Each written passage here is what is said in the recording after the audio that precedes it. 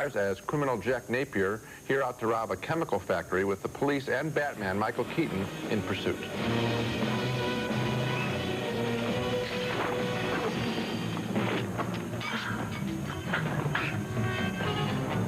Chief! Let him go, or I'll do Gordon!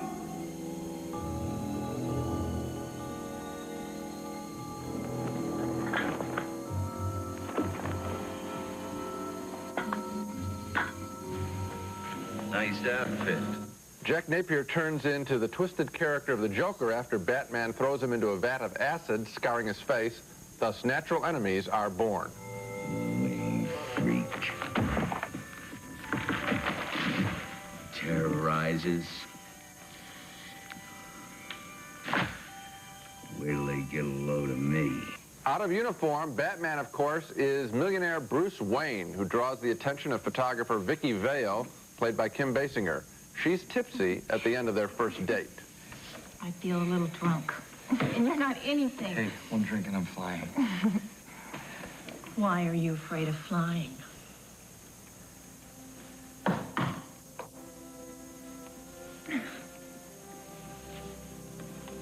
The three main players are brought together when the Joker tries to disfigure Vicki Vale with acid as part of his crime wave.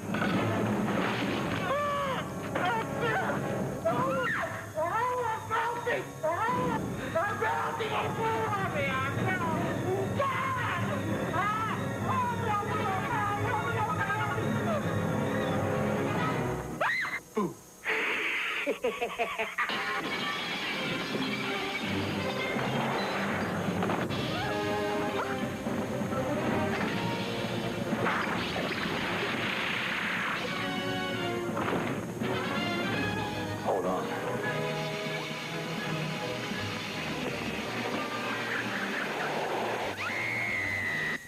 The film plays down Batman's paraphernalia, save for the last act, a confrontation between Batman and Joker in the street and sky above Gotham City.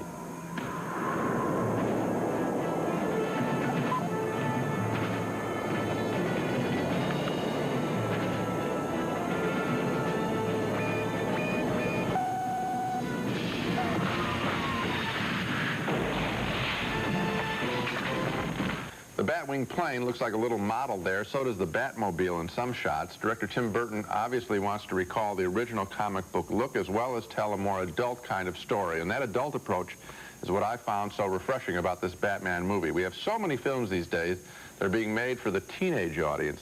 Films that look like overblown TV shows. Here's a picture with adult stars, troubled characters, and a dark look.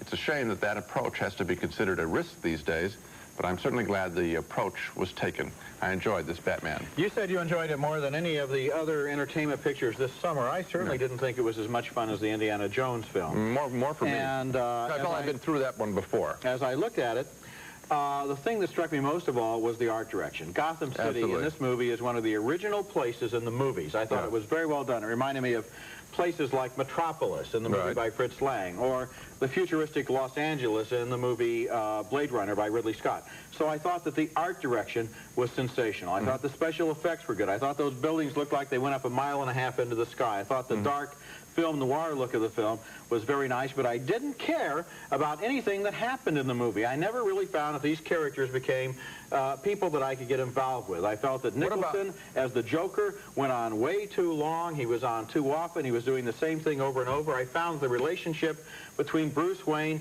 and Vicki Vale didn't work at all, Kim Basinger and Michael Keaton. In fact, when she's in the Batcave and she sees for the first time that Bruce Wayne is in fact Batman, do you remember what her reaction was?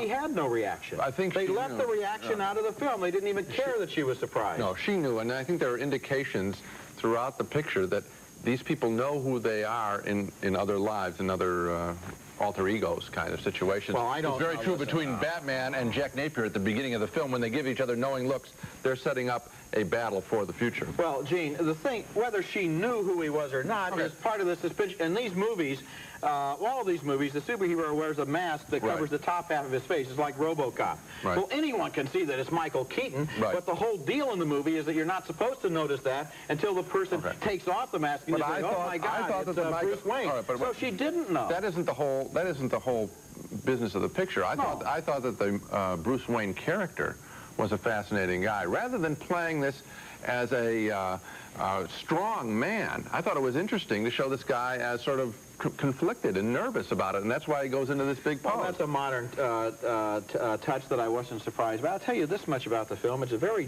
not only a dark film, which you're right about, a film noir, but also there's a great deal of hostility and anger in this film. There's a great deal of bad feeling in it, and it's not a film for children. You call it an adult film. Another way to put it is it's not for kids.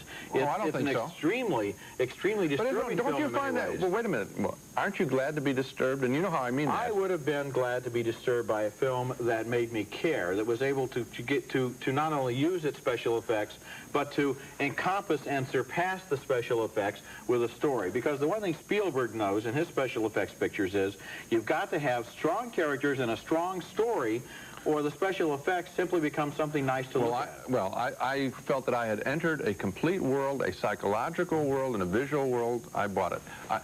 The ending runs on too long. That I agree with you in story construction. It's that problem of the third act that a lot of action pictures have. Well, I admire, as we can agree on one thing, we admire the look of the picture. Yeah. We just don't know of it.